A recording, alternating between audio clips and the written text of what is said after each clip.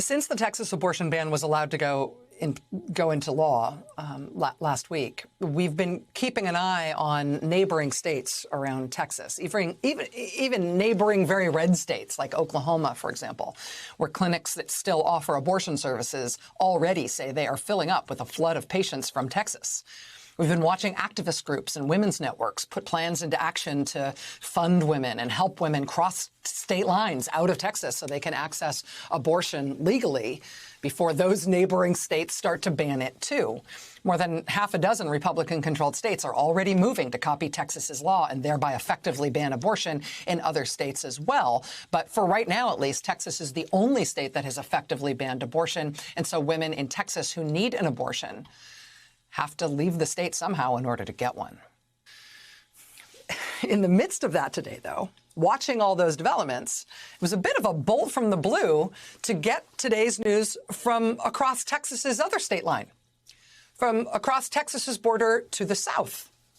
Because today, the Supreme Court of Mexico ruled that it is unconstitutional to ban abortion any longer in that country.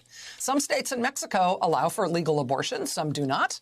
But the Supreme Court ruling today in Mexico struck down one state's abortion ban, and the ruling is expected to be binding on all states in the country. In other words, Mexico just got its Roe versus Wade today, just a few days after the Republican-appointed majority on our Supreme Court got rid of the protections of Roe in the United States of America.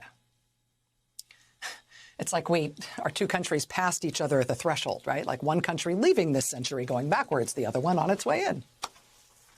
And even as that election interference investigation, that potentially criminal investigation into Donald Trump and his allies moves forward in Georgia, there's also new developments now in the New York state investigation into the former president's business.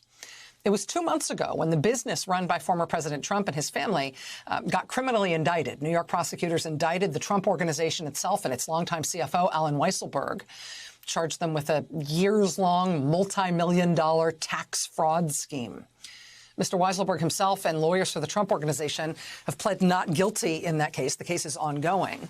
But since those initial indictments, lots of breath has been expended, lots of ink has been spilled as to whether that was the extent of the case, whether there would be superseding indictments with more charges for those defendants, whether there would be other defendants indicted on other charges, either related to the initial alleged tax scheme or related to something else.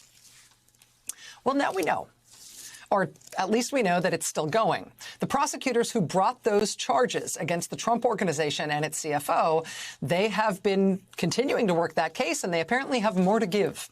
The Wall Street Journal was first to report that the special grand jury that's been hearing evidence in the Trump case, the grand jury that handed down the previous criminal indictments, last week they decided they needed to hear from yet more witnesses.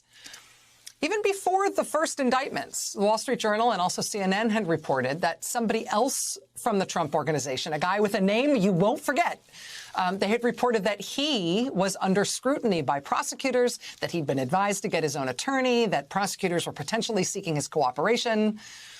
I said you will not forget his name. You will not forget his name.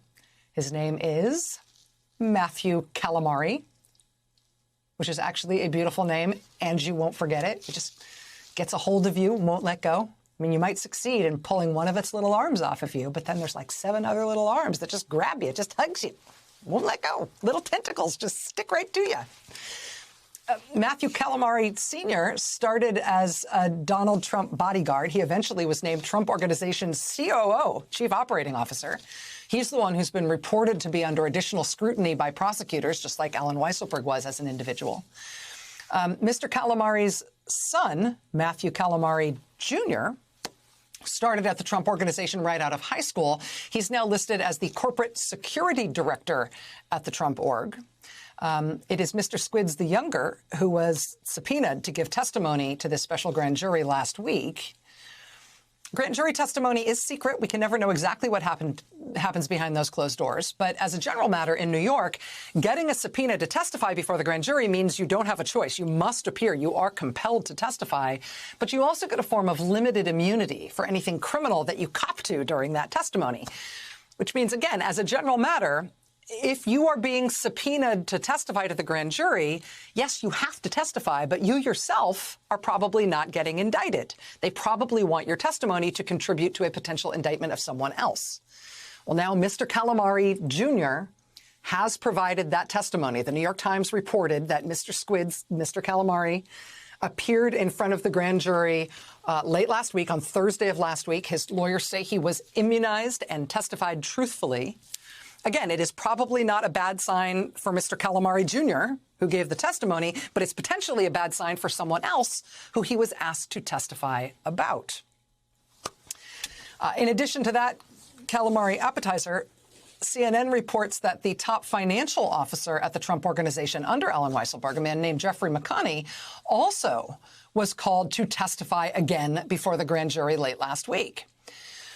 Now, make of that what you will. Mr. McConney reportedly testified to the grand jury at least once already, just before the first round of indictments were handed down against the Trump Organization and its CFO. Now he's been brought back in to testify again. He and his lawyer both declined to comment on that second round of testimony, but he did reportedly give that testimony to the grand jury, again, end of last week. And, you know, subpoenas are neither indictments, nor are they sure signs that more indictments are coming. But they are a sure sign that the prosecutors are still at work and not done here. Sort of explosion at the World Trade Center. It was just minutes before Good Morning America was supposed to end on September 11th, 2001. We don't know if it would have been deliberate or accidental. We know so little now. But the hours ahead would become a day no one would ever forget. We just saw another plane coming in from the side. Our belief at the moment is that an aircraft has crashed into either the courtyard itself or into that particular side of the building. There is simply no way to accurately describe the emotion this evokes.